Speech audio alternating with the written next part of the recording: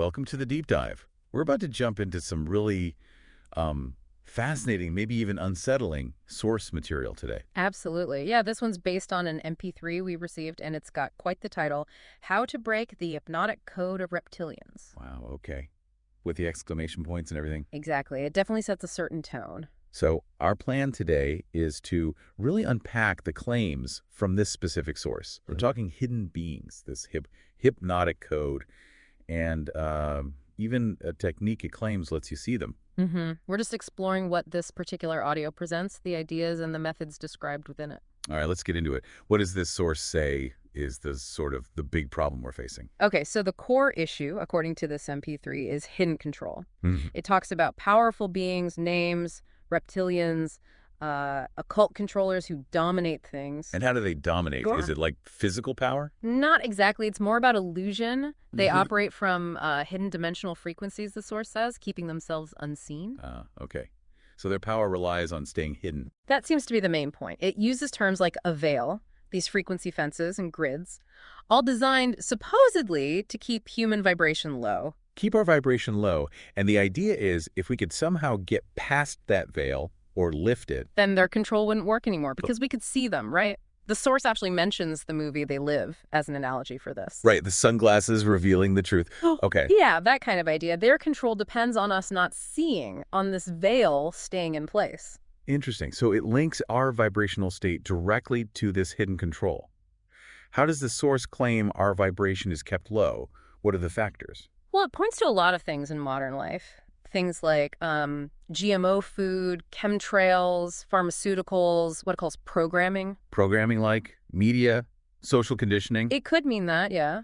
It also mentions chemically tainted water, basically a list of things suppressing our natural state. That covers a lot: diet, environment, medicine, information. It does, and it also brings in observations from someone named Fleer Brunn, who apparently noted that things like eating meat and drinking alcohol can also keep your vibration low. So personal lifestyle choices, too. So it's both external stuff being done to us and our own choices, according to this source, keeping us at this lower frequency.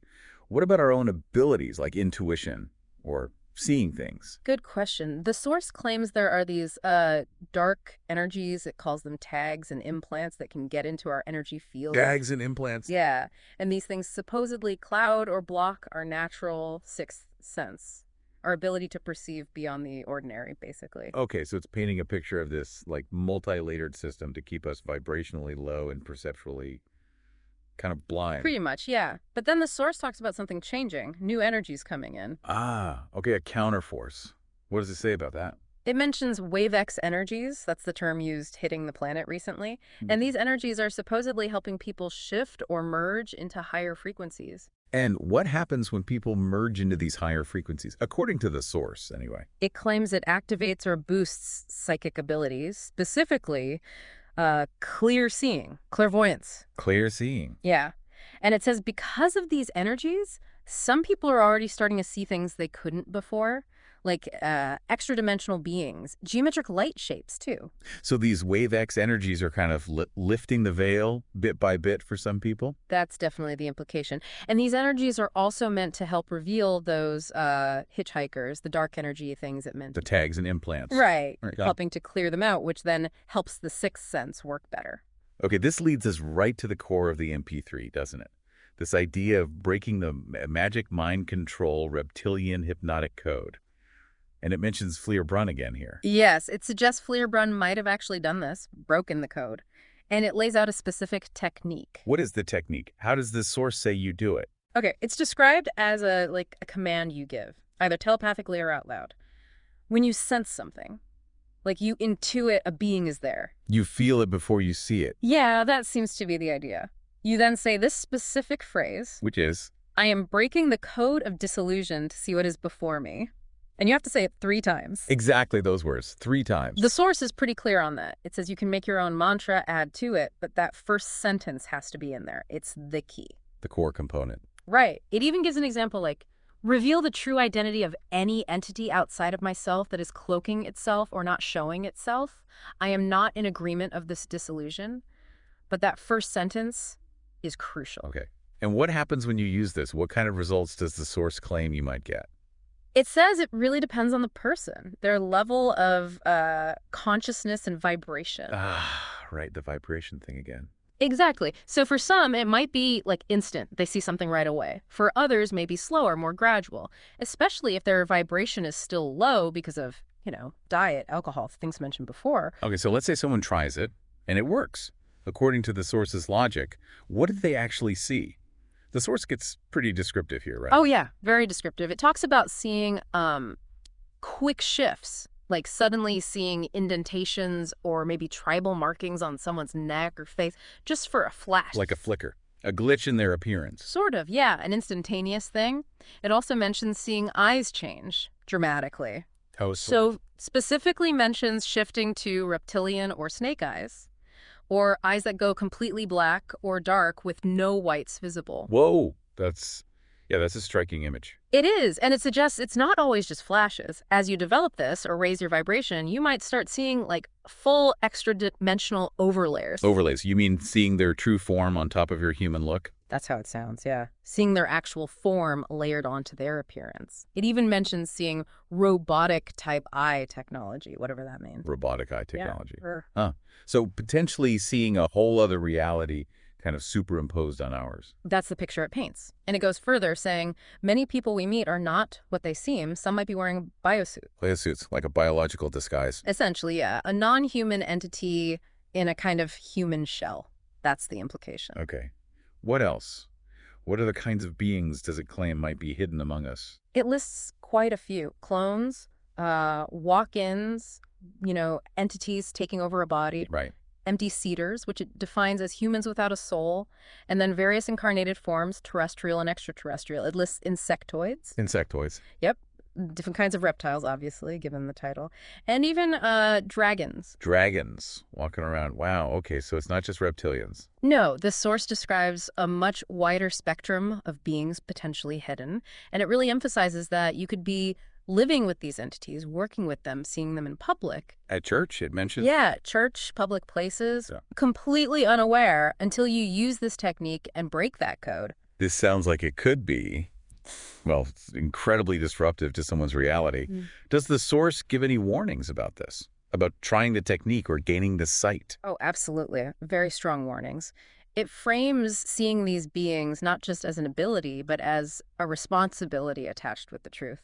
And says explicitly it's not to be taken lightly. Didn't it say something about Fleerbrun's original video warning people? Yeah. That feedback suggested it was like opening up a can of worms. It did mention that, yeah, based on follower feedback. The source warns directly if you're not prepared mentally or emotionally for what you might see, and especially if you react with fear, you could be psychologically affected. And fear itself is a problem in this context, right? Yeah. A major problem, according to the source. This is critical. It says the moment you feel fear after seeing them, your vibration drops. Ah, back to vibration again. Right, and that lower vibration makes you vulnerable to what it calls energetic attacks. Attacks from these beings. That's the claim. Attacks designed to push your vibration back down, put you back into that veiled vibrational field, basically, so you can't see them anymore. It restores their cover. So fear isn't just an emotion here. It's like a switch that makes you vulnerable and potentially blinds you again. And do these beings know if you can see them? The source is blunt about that. These beings will know that you can see them. Okay, so what are the bigger implications here? If people started seeing these things, what does the source say that means for, well, everyone, for the planet? The biggest impact it suggests is on the negative dominant beings, the controllers, because their whole operation relies on being hidden, right? Right. If humans can suddenly see them, potentially expose them, that directly threatens their control, their energy source, their whole agenda for the planet. But it did say not all hidden beings are necessarily bad. Yeah, it adds that nuance. It suggests you might perceive beings that aren't necessarily hostile or negative. Okay. What about the other side of that coin? You know, benevolent ETs or interdimensionals people talk about. If these energies are rising, why haven't they shown up openly, according to the source? The source gives a specific reason. It claims most humans are just not prepared for that kind of open contact, for seeing a whole plethora of various races all at once. Not prepared how? Mainly because of fear. Human fear and the potential for violence that comes with it. It mentions people carrying weapons, hunting, basically a fear that humans would react badly, violently even.